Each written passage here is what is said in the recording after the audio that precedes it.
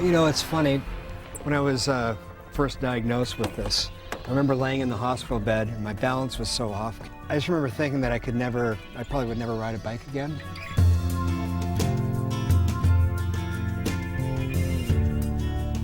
My name is Garth McLean, and I was diagnosed with multiple sclerosis in 1996.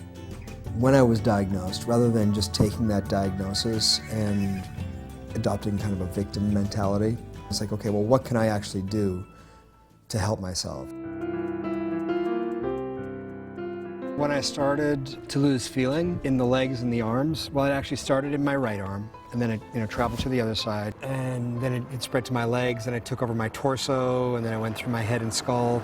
Finally, I'd gone literally numb from head to toe. I'm a neurologist, and my name is Dr. Cohen, Hart Cohen. My area of interest has been multiple sclerosis. Garth started off at another medical center before I met him. He had a couple of exacerbations in 1996. He realized that he is vulnerable, and this may very well continue to happen. And that was the point where he decided to pursue his interest in yoga. So I found the Iyengar Yoga Institute in Los Angeles, and I literally stumbled in there. My doctor had recommended to me, because I was very active, swimming to keep the body cool, because you do not want to overheat the body, and to try some yoga. When I was first diagnosed, I thought, what can I do to put things right again? And at the same time, I did not want to become someone who is dependent upon medication. What other alternative ways can I pursue to hopefully get myself to a place of health where I can continue to function relatively well in the world and continue to pursue my dreams and live my life? I am certified as an Iyengar yoga teacher, qualified to teach therapeutics. And I receive many, many inquiries from people around the globe.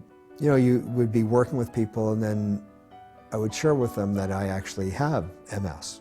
It really changed their perspective and empowered them to go, oh, you know what? Maybe if I actually do this, maybe I can change my perspective on my plight.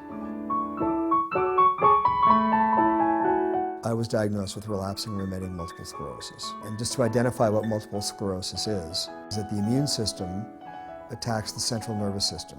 And so the protective coating on the nerves, which is called the myelin sheath, is compromised. I believe that in Iyengar's vision of yoga is to align the body in such a fashion that the body is given the opportunity to begin to heal itself.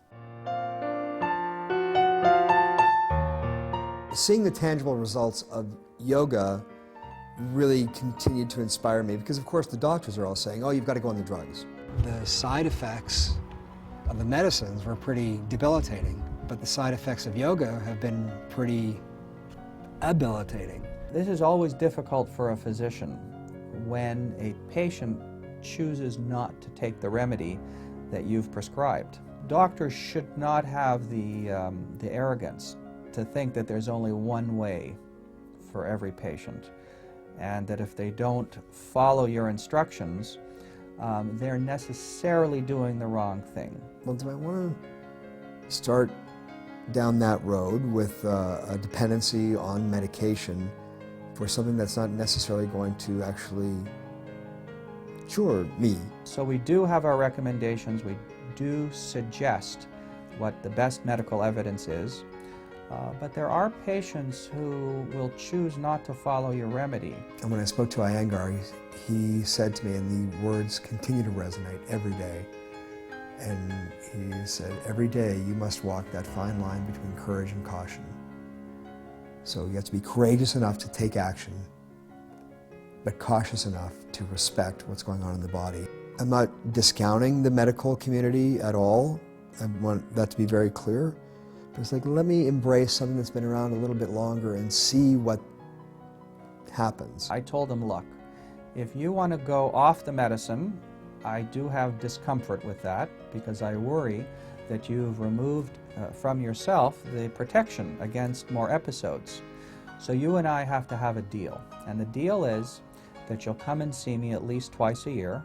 You'll report to me if ever you have new symptoms promptly, and you will have annual MRI scans of your brain.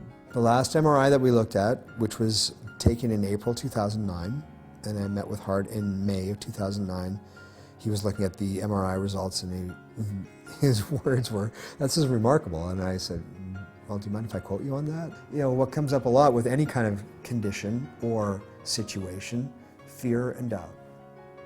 But if you can begin to overcome your fear and doubt, perhaps in a yoga class, or in a yoga practice, or in the way you address it in your physical practice or your body, imagine what you can do with the rest of your life.